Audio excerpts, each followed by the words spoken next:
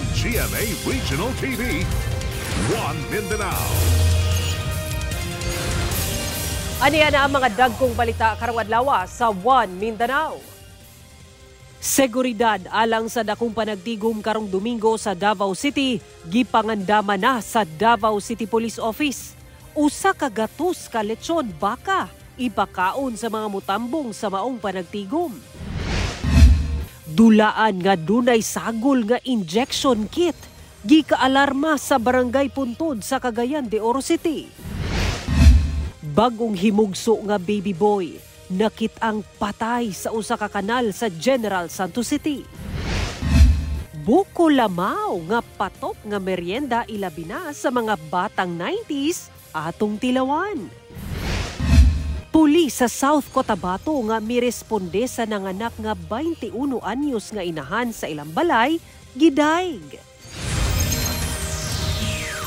Kini ang GMA Regional TV, One Mindanao. Mayong hapon Mindanao, ako si Sara Hilomen Velasco. Gipangandaman na sa Davao City Police Office ang dakong panagtigom nga ipahigayon sa Domingo sa syudad. Doon na sa giandam alang sa mga mutambong. Atong sayro ng detalye niini sa live report ni Argil Relator. Argil? Sara, andam na ang Davao Police paghatag og seguridad sa mga lihok protesta nga ipahigayon subay sa ika-53 kapag hinumdum sa martial law sa nasod. Og dinhi sa Davao City dunay usa ka prayer rally nga gitawag nga Pray for the Philippines ay ipahigayon diha sa San Pedro Square karong Domingo sa hapon kung asa dunay usa ka gatos ka lechon baka ang ipakaon sa mga mutambong. Nakalatag na ang security measures nga ipatuman sa Davao City Police Office sa mga ipahigayon nga lihok protesta karong September 21 Domingo sa anibersaryo sa martial law. Sa Freedom Park, mamahimong makapahigayon og lihok protesta nga walay permit. Samtang, ginasiguro sab ang seguridad sa ipahigayon nga Pray for the Philippines sa San Pedro Square karong Domingo sa hapon. Na tayo giandam sir nung 292 personnel from Davao City Police Office and also to ang mga police auxiliaries ana sir no sa pagsiguro nga safe ang mga magkandak og rally ug ang mga tao nga naa sa palibot sir. Sumala ni Vice President Sara Duterte, sagad mga paghalad og pag-ampo og political speeches ang lauman sa ipahigayon nga Pray for the Philippines. Mainly ang speakers ay prayers for the Philippines para sa ato ang kahimtang karon ug para kay dating Pangulong Rodrigo Duterte. At yes, as announced, everyone is invited. Doon na tay isa ka gatos nga baka nga giandam, sakripisyo nato na. Mibiyahe na padulong og Japan si VP Sara aron sa pagtambong sa mga rally sa Filipino community sa Tokyo ug Nagoya. Dugay na matod pa kining giplano sa Filipino community didto. In any event, para din naman na ito sa bayan dahil ito ay double na pananawagan kontra korupsyon at pananawagan sa ICC na palayain si dating Pangulong Rodrigo Duterte. Sara, alas 3 sa hapon karong Domingo nakatakda ang pagsugod sa programa alang sa Pray for the Philippines o doon na sa mga dalan doon sa may San Pedro Square nga temporaryong isrado alang sa programa. Sara. Okay, daghang salamat, Argil Relator. Gibuti ang Vice President Sara Duterte nga nagpabungol-bungol lang daw ang Marcos administration kalabot sa gipahibalo niini nga taud-taud na ang naitabong korupsyon sa pipila ka departamento sa gobyerno. Samtang nang hinaut ang bise nga unta madunggan sa gobyerno ang mulo sa katawhang Pilipino ug sa mga magpahigayon og rally batok korupsyon karong Domingo. Ang detalye sa report ni Efren Mama. Gihulat pa daw sa Marcos administration nga makasinati og grabing pagbaha ang nasod una matuki ang korupsyon sa gobyerno. Kini ang gikomento ni Vice President Sara Duterte kalabot sa ginahimong investigasyon sa korupsyon sa flood control project sa nasod. Iya kining gisulti atol sa pagtambong niya sa Talakudong Festival sa Tacurong City adlang Huwebes. Matod ni VP Sara, tuig 2024 pa kuno siya nagpaibalo sa Marcos administration nga dunay nahitabong korupsyon dili lang sa usa ka departamento apan nagpabungol-bungol ang kuno kini. Nagsabi na ako noong 2024 at alam na niya na merong gano'n na nangyari sa Department of Education at sigurado ako hindi lang yan sa Department of Education at sa Department of Public Works and Highways. Nandyan din yan ang corruption sa iba pang mga departments. Pero parang bang noon ay wala siyang naririnig. Tapos kailangan pa na malubog yung ating mga kababayan sa baha at kailangan pa na mahirapan or pahirapan yung ating mga kababayan bago siya nagsalita. Og diyang nabulgar na ang korupsyon sa flood control projects, gikontrola kuno sa gobyerno ang investigasyon. Nung nagsalita na siya, ay wala man din siyang aksyon. Puro lang salita. At ngayon, ang ginagawa nila, merong investigasyon, gusto naman nila gawin, ang investigasyon ay kontrolado nila. Merong ginawang komisyon, bakit pa tayo gagawa ng komisyon? Alam na natin, nakikita natin sa budget kung paano chinap-chap yung budget para mabigyan ng pondo ang flood control at napakadaling i-check kung nasaan o kung wala bang flood control projects na ginawa. Ang gitutukan kuno karon sa Marcos administration mao ang mahilabtan ang 2026 budget sa nasod. This is a race for the 2028 presidential elections and a preparation for how they will mangle again the 2026 budget of the country. Giklaro sab ni VP Sara nga wala kini plano nga mangilog og posisyon. Natingala daw siya nganong ginabaliwala siya pag-abot sa mga dagkong desisyon alang sa nasod. So wala silang dapat ika-insecure sa akin pero hindi ko alam kung ano ang iniisip nila. Malamang kasi hindi na maayos ang pag-iisip dahil meron pang isang issue na hanggang ngayon ay hindi pa nasasagot. Dahil kung gusto ko naman tumakbo noon ng president, ay tumakbo ako ng president. Pero hindi tumakbo ako ng vice president kasi hindi naman ako interesado na maging president o tumakbong, diba? Busa, subli kining nanawagan nga ipatubag kang PBBM ang hagit nga magpa-public hair follicle drug test. Babalik na naman tayo doon sa kapasidad ng kanilang pag-iisip. Babalik na naman tayo doon sa sagutin niyo muna yung public hair follicle drug test para malaman talaga natin kung nasa tamang pag-iisip sila. Pag hindi pa maayos yung sagot dyan, meron na talagang dapat siyang gawin. Sagutin niya yung drug allegations sa kanya. Samtang, malaumon si VP Sara nga madunggan sa gobyerno ang mulo sa katawhan, ilabi na sa mga magpahigayon og protest rally sa EDSA ug sa ubang lugar sa nasod karong Domingo. Siguro ito na talaga yung paraan para ba marinig nila dahil malamang siguro pag isang boses lang tulad ko, boses ko lang, sasabihin lang nila, ay hindi, politika lang yan. Pero pag ang mamamayan na yung nagsabi sa gobyerno, mga mamamayan na wala sa pwesto, magsabi sa gobyerno na mali ang ginagawa ninyo at wala kayong ginagawa sa problema, sana makinig sila. Ginakuhaan pa og payag ang Marcos administration kalabos sa mga pahayag sa BICE. Kauban si Bong Vicencio, Efren Mamak. 1 Mindanao. Usa ka delikadong dulaan ang nakit-ang ginabaligya gawas matud pa sa mga tunghaan sa Barangay Puntod ug Makabalan sa Cagayan de Oro City. Barangay Council giabisuhan ang mga ginikanan nga bantayan ang ilang mga anak kalabot niini. Ang detalye sa report ni James Paulo Yap. Pinaagi sa post sa social media, nagpadayag ang mga opisyales sa Barangay Puntod sa Cagayan de Oro City sa ilang kabalaka tungod sa mga nagkatag karon nga peligrosong dulaan nga ginabaligya matud pa sa gawa sa mga eskwelahan sa ilang lugar. Sa hulagway nga ilang gipost, makita ang usa ka staff toy nga nakaputos og cellophane nga adunay nakalakip nga injection kit. Makita sab ang dagom niini, butang nga gikaalarma sa mga opisyal sa barangay. Nay murag jelly nga dulaan gamay nya butangan lo tong syringe ug tubig i-inject muburot din tong usa ka dulaan nga rubber. I-report yun ayon kung nakapalit inyong mga anak-anak kay dili kani siya ingon nga basta-basta nga dulaan sirens, bisan pag dili kay siya hait lugar, sa tingalan nga sirens, matusok ang mata sa bata. Kung sila lang una-una nga gamitan alang sirens. Dugang sa opisyal nga dali niyang gipa-inspeksyon ang tanang mga vendor sa palibot sa mga eskwelahan. Apan dali silang nakasibat, susamang dulaan matud pa ang nakit-ang ginabaligya sa eskwelahan sa barangay Makabalan, kinsa tapad lang sab nga barangay sa Puntod. Pagsuta sa GMA Regional TV1 Mindanao sa mong eskwelahan, wala na'y susamang dulaan nga ginabaligya. Apan sigon sa usa ka vendor nga wala na miatubang pa sa kamera, igo lang sab kuno nga ginasuroy ang maong dulaan. Kaning mga vendors magod, come and go transcend lang.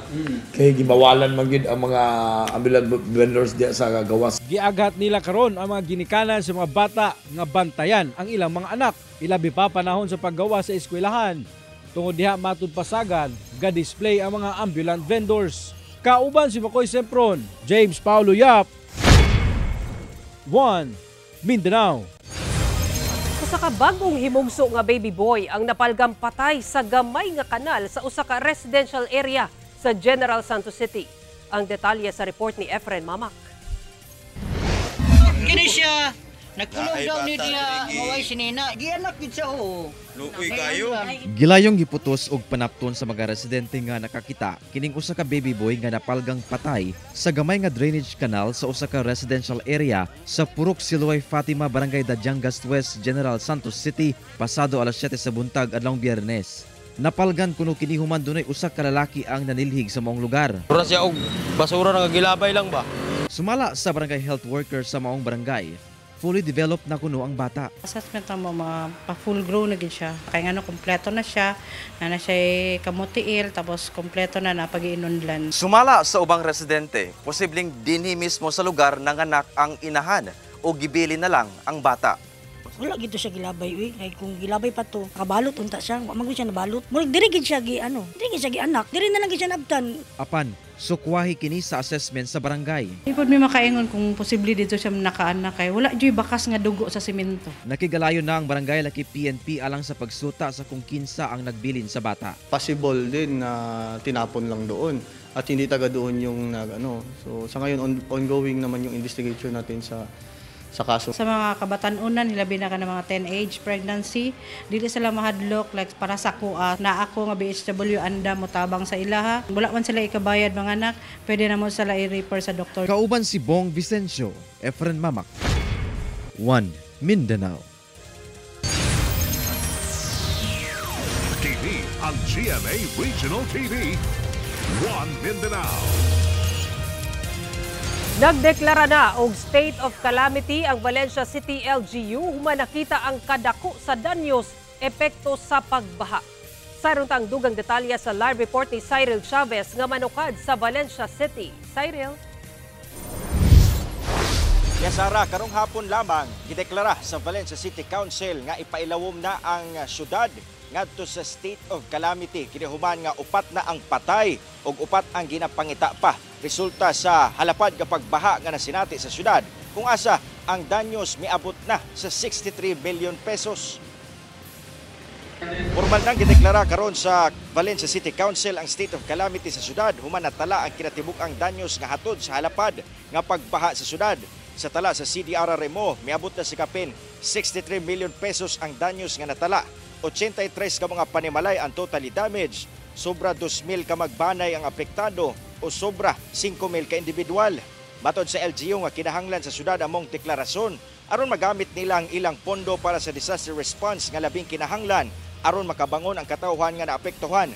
Sa ulahing datos karong adlaw, upat ang patay ug upat pa ang padayong gipangita human gideklarang missing sa ilang mga kabanay human ang pagbaha. Sagad kanila wala kuno nakaikyas tungod sa kapaspas o kasulog sa tubig baha nga miigo sa ilang lugar. Gani sa Purok 20 poblasyon kita pa ang pick-up truck nga kung asa ang usa sa mga biktima nga namatay sakay ni ining pick-up truck nga nabalintong hantod nga naabot kini sa kilid sa balay og naanod ang maong biktima. Usa sa ato nakinabi ang pamilya De La Cruz sa mong lugar kung asa hilabihan ang kahadlok nga ilang gibati. Sanglit lampas tawo matod pa ang baha nga misulod sa ilang kabalayan. Sara sa pagdeklara karon sa Valencia City Council nga ipailawom na sa state of calamity ang syudad, magamit na sa LGU ang kapin 33 billion pesos nga quick response fund nila nga ilang gamiton sa pinaspasay nga pag-ayo sa mga spillway ingon man sa nagkadiang infrastruktura o relocation sa mga apektadong mga residente. Karon gani dinhi karon sa tugitindugan labi na diri sa sentro sa Valencia nakasinati na sab og pag-ulan o kusog nga pag-ulan ang syudad. Busa nagpahimang ang CDRRMO ngadto sa publiko nga mag-igmat og kung ugaling adunay pagsaka sa tubig baha gilayong muhikling. Sara. Okay, daghang salamat ug amping sab mo diha, Cyril Chavez.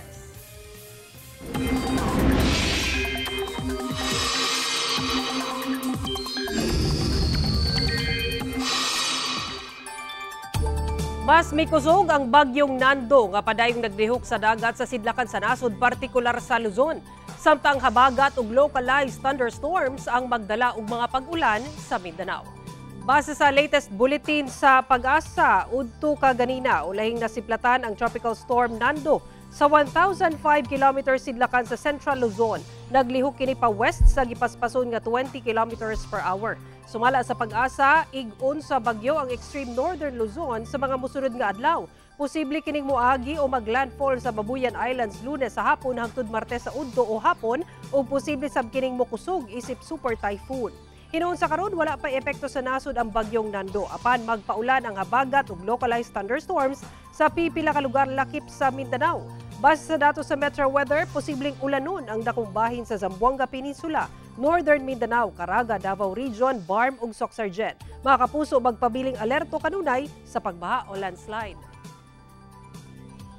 Nagtatapok ang mga estudyante ug faculty sa mga tulunghaan sa General Santos City alang sa usa ka lihok protesta kalabot sa nagkadayang isyu sa nasod lakip na ang korupsyon. Atong sayro ng detalye nini sa live report ni Efren Mamak. Efren. Sara, ubay-ubay na ka mga estudyante ang anaakaron diri sa Plaza General sa General Santos City aron mosalmos sa ipaygayong peace rally. Sagad kanila o gikan sila sa mga nagkalain-laing tungaan dinhi sa syudad. Kung atong makita, sagad kanila nagasuot og puting sanina. Doon na sayang uban ang nagsindi na og kandila. Panawagan nila na batukan ang korupsyon nga nahitabo karon sa atong nasod. Og sagad sa mga mensahe mabasa nato nga para sa bayan balik ang kaban. Eternal vigilance is the price of liberty. Over naman sa korupsyon. Og gilauman nga dagsaon pa kining maong Plaza General sa mga estudyante nga buot magpadayag sa ilang mensahe aron batukan ang korupsyon. O gawas sa paghimo niining aktibidad, nanawagan sab sila o pag-ampo sa katawhan. Sara, kung atong mapansin din dunay mga PNP personnel ang anaa sa lugar kung asa nagabantay sila alang sa seguridad nga ipahigayon dinhi sa maong activity dinhi sa Plaza General. O gilauman nga ang maong aktibidad mulungtad pa hangtod unya. Sara. Okay, daghang salamat, Efren Mamak. Luyong nga dunay pag-ili sa liderato sa Kamara human nag-resign si Congressman Martin Romualdez isip House Speaker. Nagpabilin gihapon matud pa ang mga isyu sa nasod, sumala ni Davao City Acting Mayor Sebastian Baste Duterte.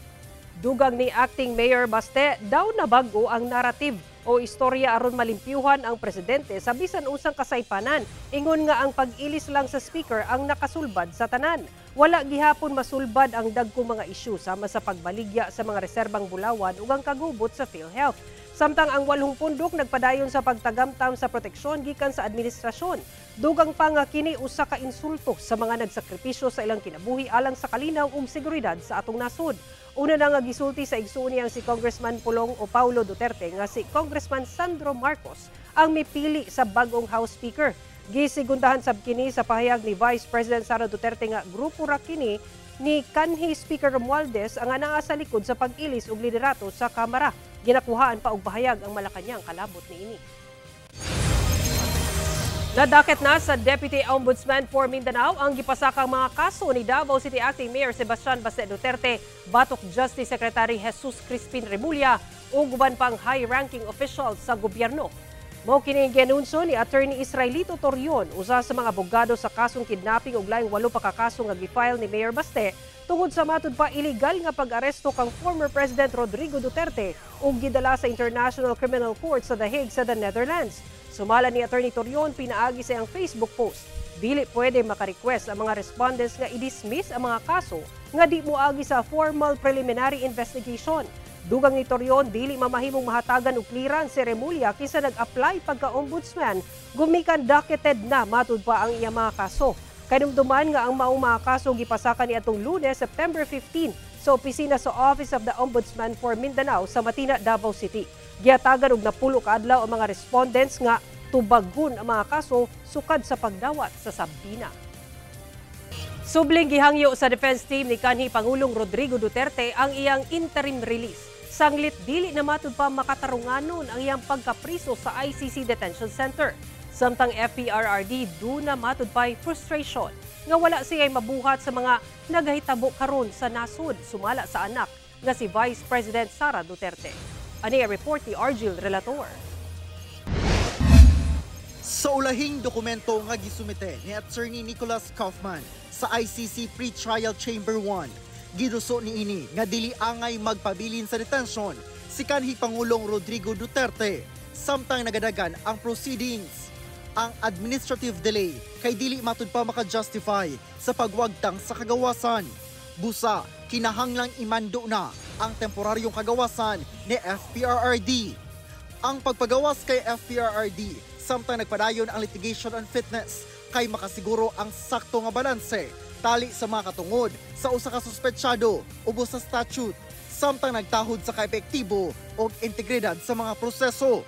Sa karon, wala pa schedule si Vice President Sara Duterte sa pagbalik og bisita sa iyang amahan nga si FPRRD sa The Hague. Hinoon, anaa didto karon ang mga apo ni FPRRD nga sila Congressman Omar ug Isabel. Napanigurado ko na merong magbibisita kay Pangulong Duterte doon. So on that note, sigurado I am comforted by the fact na may nagbibisita sa kanya araw-araw na pinapayagan ng detention unit na magbisita. Napansin daw sa bise nga nagalahi-lahi ang mood ni FPRRD. Tinanong ko si Kitty anong nangyayari, bakit walang mga tawag. At sinasabi daw ni President Duterte ay ayaw niya daw yung frustration niya na wala siyang magawa sa mga pangyayari.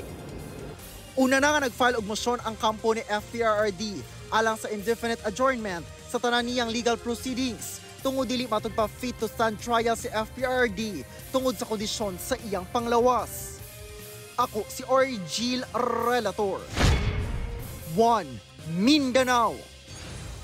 Usa ka 21 anyos nga buntis nga igo lang unta magpatabang sa pulis aron madala sa ospital human nagbati. Ang girescue sa usa ka pulis human kini naabtan nga nanganak na lang sa ilang balay. Kabayanihan sa mga pulis gidaig. Ani report ni Efren Mamak. Makita sa video kining usa ka pulis nga daw gilampinan kining baby nga anaa sa higdaanan sa kwarto sa usa ka panimalay kung asa anaasab ang inahan niini sa barangay San Vicente, Banga, South Cotabato nga nahitabo banda alas 11 Martes sa gabi. Girescue di ay sa maong pulis ang maong baby boy human kalit gipanganak sa 21 anyos nga inahan. Sumala sa maong pulis nga si Patrolman Jemuel Sawan nga na-assign sa 3rd Maneuver Platoon, 2nd South Cotabato Provincial Mobile Force Company.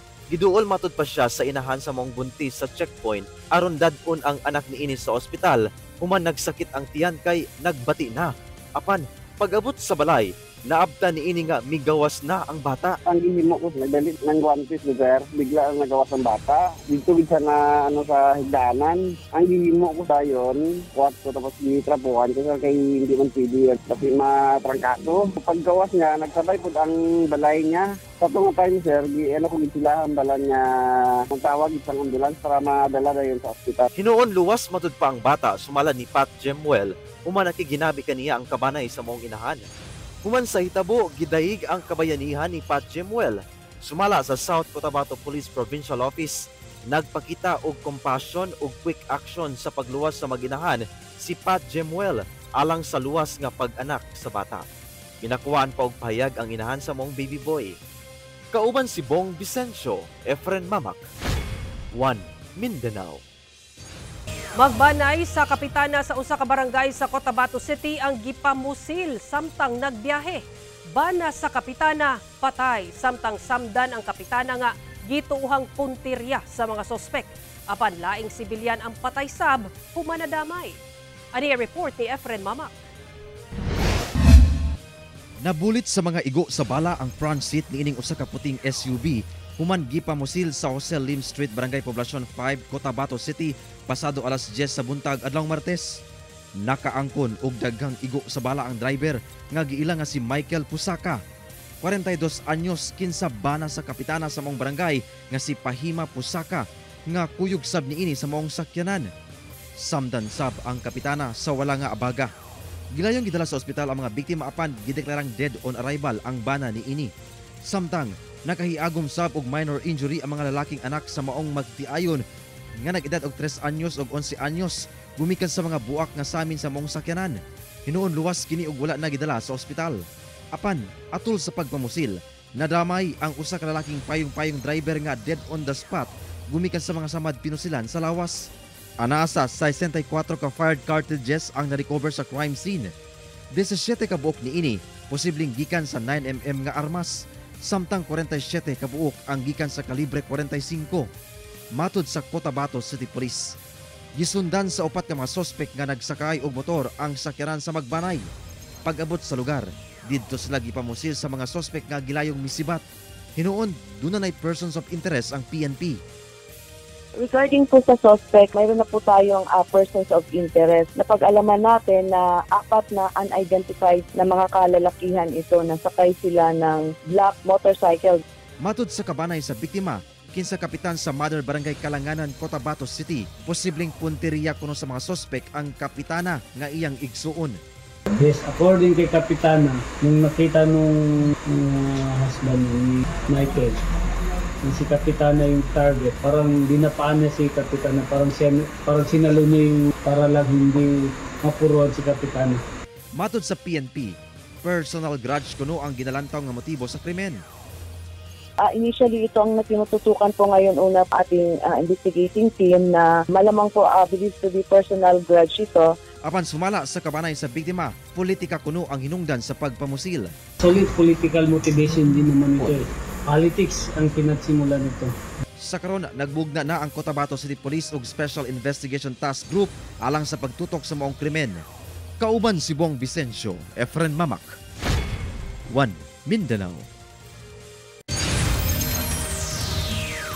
TV ang GMA Regional TV, 1 Mindanao.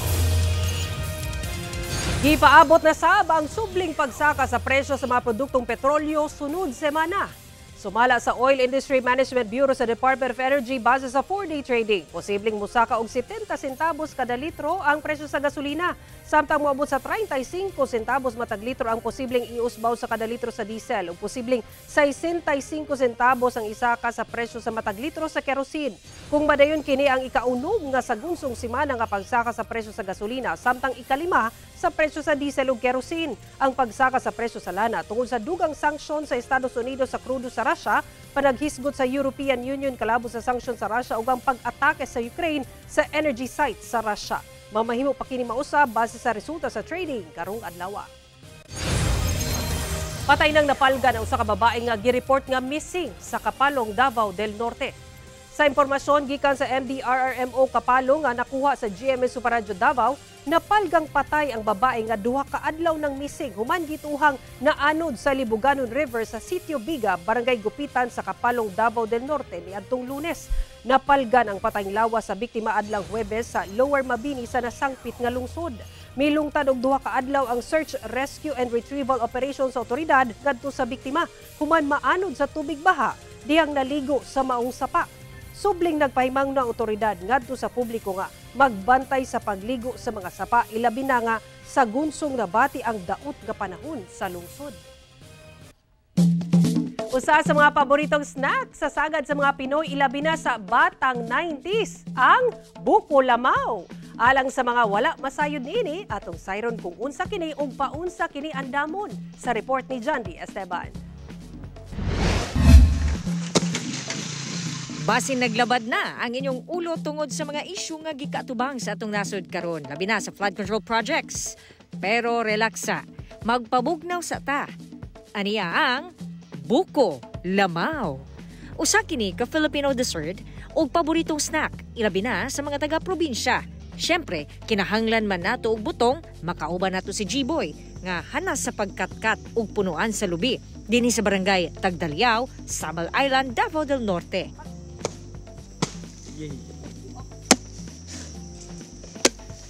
Nahimo ng panginabuhian ni G-Boy ang pagkatkat og butong ulubi nga kuprason. Sa kada saka, ana sa 300 to 500 pesos daw ang iyang kita. Apan naagyo daw panahon nga walay magpakatkat. Di na mabalo sa taas nga lubi.